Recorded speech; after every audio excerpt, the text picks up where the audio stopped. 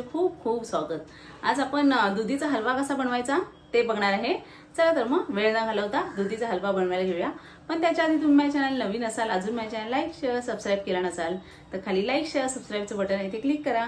त्याच्या बाजूला bell आयकॉनचं button आहे ते क्लिक करा, म्हणजे ह्याच्या पुढचे माझे जे नवनवीन व्हिडिओ येतील त्याचे नोटिफिकेशन सर्वात आधी तुम्हाला येत जाईल।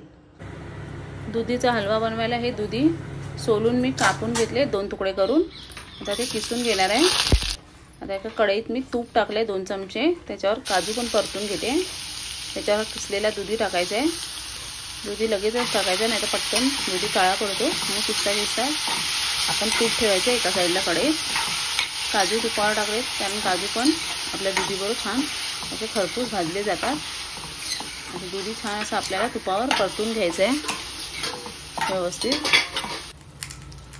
दुधी छान परतून घेतल्यावर त्याच्यामध्ये मी हे मलईवाला 1 कप दूध टाकले। 1 ते 1.5 कप दूध टाकायचं आहे आणि छान त्याला मिक्स करून घ्यायचं आहे। आणि दुधामध्ये आपल्याला शिजवून घ्यायचं आहे दुधी।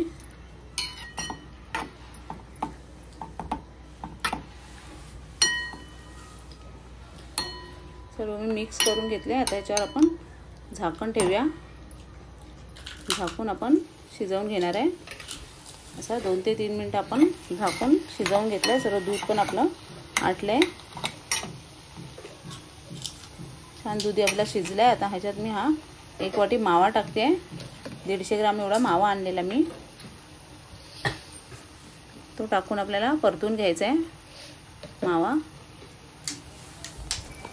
त्याच्यातच ही साखर टाकते 1 कप। साखर ही तुमच्या आवडीप्रमाणे कमी जास्त तुम्ही करू शकता। जर मावा साखरेचा असेल साखर कमी टाकायची आहे। या माव्यामध्ये साखर नाही आहे म्हणून मी 1 वाटी साखर टाकली आहे। हे सर्व आपल्याला मिक्स करून घ्यायचं आहे, म्हणजे आपल्या साखरेच्या पण पाण्यामध्ये आपला दुधी छान शिजेल। अजून थोडा झाकून ठेवलं 2 मिनिटं। साखर छान आपली वितळले आणि मावा पण थोडा कडक होता तो छान सॉफ्ट झाला आहे। हे सर्व आपण मिक्स करून घेऊया। तूप सुटेपर्यंत छान आपल्याला परतून घ्यायचं आहे।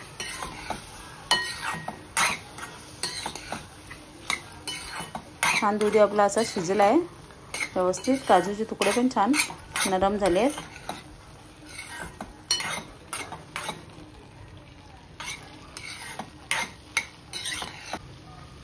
आता ह्याच्यात 1 चमचा मी वेलची पूड टाकते। वेलची पूड टाकून आपल्याला मिक्स करून घ्यायचं आहे। वेलची टाकून छान परतून घेते मी। वेलचीची पूड मी तयारच करून ठेवते, जराशी भाजून आपल्याला साखर घालून एकदम जर वाटून ठेवली तर गरज असेल तेव्हा आपल्याला पटकन ती वापरता येते। मी अशी वेलचीची पूड तयारच करून ठेवते। अशी आपली दुधीच्या हलव्याची रेसिपी रेडी आहे। रंग टेक्स्चर एकदम छान आले, माव्यामुळे छान असा दाणेदार झाला आपला दुधीचा हलवा।